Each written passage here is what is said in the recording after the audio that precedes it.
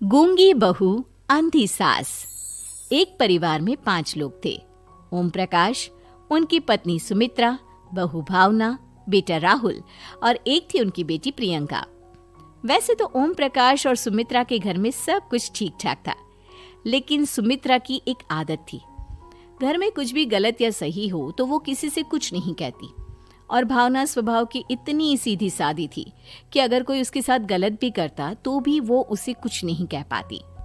इसी के चलते प्रियंका और राहुल घर में मनमानी चलाते रहते, क्योंकि घर को संभालने वाली औरतें इस तरह से रहती थी जैसे वो गूंगी और अंधी हो। माँ, मैं अपनी सहेलियों के साथ पिकनिक पर जा रही हूँ। ठीक है बेटा, चली जाओ। और मुझे आने में रात हो जाएगी, देर से ही आऊंगी मैं। अच्छा, कोई बात नहीं बेटा। अरे भावना, तुमको एक बार में समझ में नहीं आता क्या? नाश्ते में फिर से पराठे बना के रख दिए। कितनी बार तुमसे कहा है कि मेरे लिए ढंग का नाश्ता बनाया करो। ठीक है जी, आगे से ध्यान रखूंगी। अरे ये बहू से किस तरह से बात कर रहे हो तुम राहुल? अरे तो और क्या करूं पापा, इसको कही बात एक बार में समझ में ही नहीं आती। सुमित्रा, तुम अपने बेटे को समझाती क्यों नहीं? बहू से बात करने का ये क्या तरीका है? अरे जिसकी जैसी मर्जी आए करो, मुझे क्या। भावना बेटा, तुम भी तो कभी कुछ कहा करो। इस तरह क्यों सबकी बातें सुनती रहती हो? कोई बात नहीं पापा जी, सब ठीक है। रात को काफी देर तक प्रियंका घर नहीं आती और जब वापस लौट कर आती है तो एक लड़की के साथ बाइक पर बैठकर। सुमित्रा और भावना दोनों ही प्रियंका को लड़की के साथ देख लेते हैं। आज तो जोर से डांट पड़ने वाली है, लेकिन मैं डर क्यों रही हूँ? माँ तो सब कुछ देखकर भी अंधी बनी रहती है। और रही बात भाभी की, वो किसी को कुछ नहीं बताने वाली। कहने को भगवान ने आवाज दी है, लेकिन गूंगी है गूंगी। अरे प्रियंका बेटा, इतनी रात को कॉलेज से लौट कर आ रही हो? कहाँ गई थी तुम? पापा, वो सहेली के घर पर थी, पढ़ाई करने के लिए रुक गई थी। अच्छा, ठीक है, जाओ अपने कमरे में जाओ और सो जाओ। सुमित्रा ने अपनी बेटी को एक लड़की के साथ इतनी रात को आते देखकर भी उससे कुछ नहीं कहा और भावना ने भी इस बारे में किसी से कोई बात नहीं की। कुछ दिनों के बाद मामा जी का फोन आया था। उन्होंने प्रियंका के लिए कोई रिश्ता ढूंढा है। लड़के वाले उसे देखने आ रहे हैं। अरे मुझे नहीं करनी शादी वादी, किसी लड़की को बुलाने की कोई जरूरत नहीं है। ये तुम क्या कर रही हो प्रियंका बेटा? तुम्हारी शादी की उम्र हो चली है और तुम्हारे मामा जी ने बहुत अच्छा रिश्ता बताया है। पापा, अब जिद क्यों कर रहे हैं? और आप क्यों मेरी मर्जी के खिलाफ शादी कराना चाहते हैं? अरे माँ, इसको समझाइए ना। आपकी बेटी, आप तो बस चुपचाप सब कुछ होते हुए भी देखती रहती हैं। अरे तो क्या कहूँ, और मेरे कहने से क्या हो जाएगा? वैसे भी गलत क्या हो रहा है, सब कुछ सही तो है। भावना बहू, देखो तो प्रियंका हमारी बात नहीं समझेगी, लेकिन वो तुम्हारी हम उम्र है। क्या पता तुम्हारे कहने से उसे कुछ समझ में आ जाए। नहीं पापा जी, मेरे कहने से कुछ नहीं होगा। मैं प्रियंका को कैसे समझा सकती हूँ? वो ननद है मेरी, कहीं मेरी किसी बात का बुरा मान गई तो? सुमित्रा और भावना में से कोई भी प्रियंका को कुछ नहीं समझाता। इस बात से राहुल और ओम प्रकाश जी दोनों ही परेशान हो जाते हैं।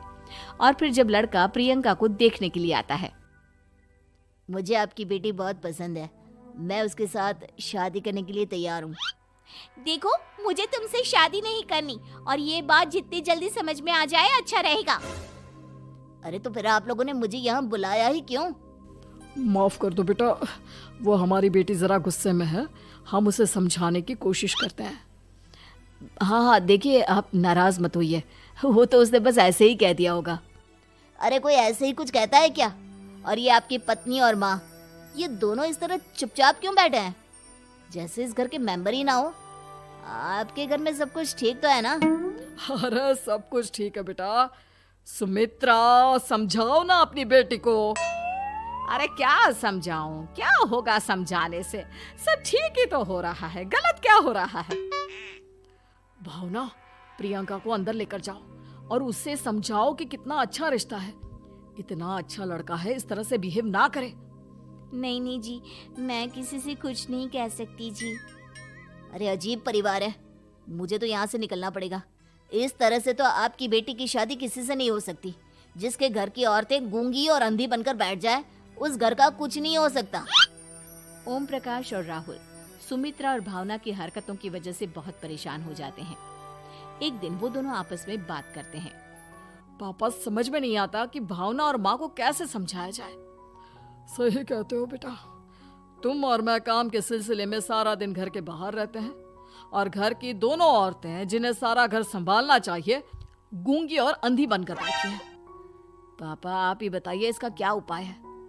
मेरी तो कुछ समझ में नहीं आता बेटा, लेकिन हमें कुछ तो करना पड़ेगा क्योंकि इन सब की वजह से प्रियंका बहुत ज्यादा बिगड़ती जा रही है।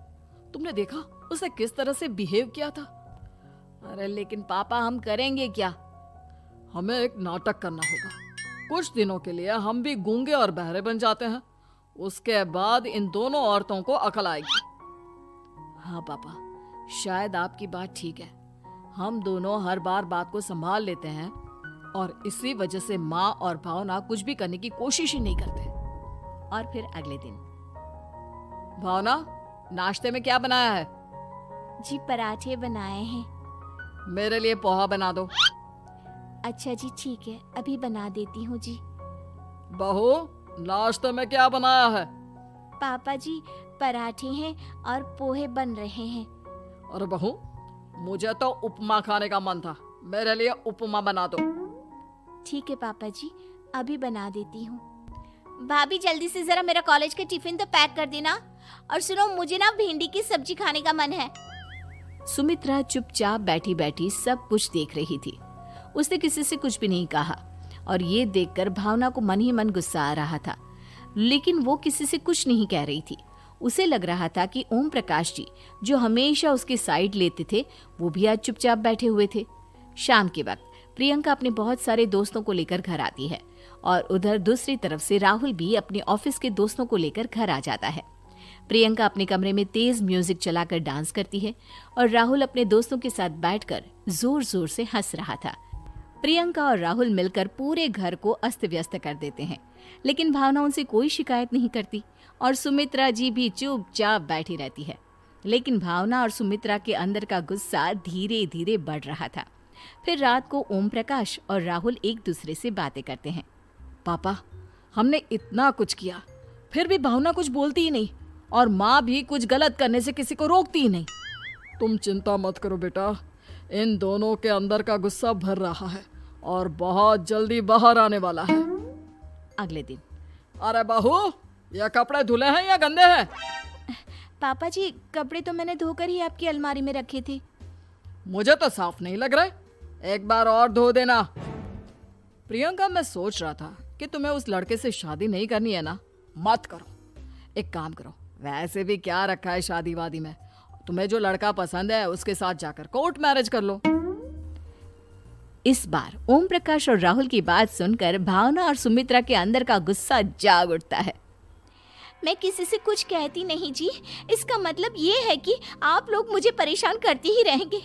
कल 4 बार मुझसे नाश्ता बनवाया, आज पापा जी मुझसे धुले हुए कपड़ों को बार बार धुलवा रहे हैं। अरे मैं इंसान हूँ जी, कोई मशीन नहीं हूँ। तुम दोनों ने मिलकर इस घर की कैसी हालत बना दी है और अपनी बहन को भागकर शादी करने के लिए कह रहे हो। तुम भाई हो या दुश्मन? ओम प्रकाश और राहुल जोर जोर से हंसने लगते हैं। अरे इसमें हंसने की क्या बात है? हम लोग यहाँ इतने परेशान हो रहे हैं जी, तुम लोगों को ऐसी हरकत करने के बाद भी हंसी आ रही है। ये क्या कर रहे हैं जी आप दोनों? यही तो हम चाहते थे कि सुमित्रा तुम अंधी होकर ना बैठी रहो। घर में कुछ भी गलत हो तो उसे रोकने की कोशिश करो। और भावना, तुम अपने साथ हो रहे गलत व्यवहार पर भी कभी मुंह नहीं खोलती, ये सही बात नहीं है। मैं चाहता था कि तुम्हारी भी जुबान खुले, तुम गलत बात का विरोध करो। गूंगी बहू और अंधी सास की ये जोड़ी इस घर में अब नहीं चलेगी।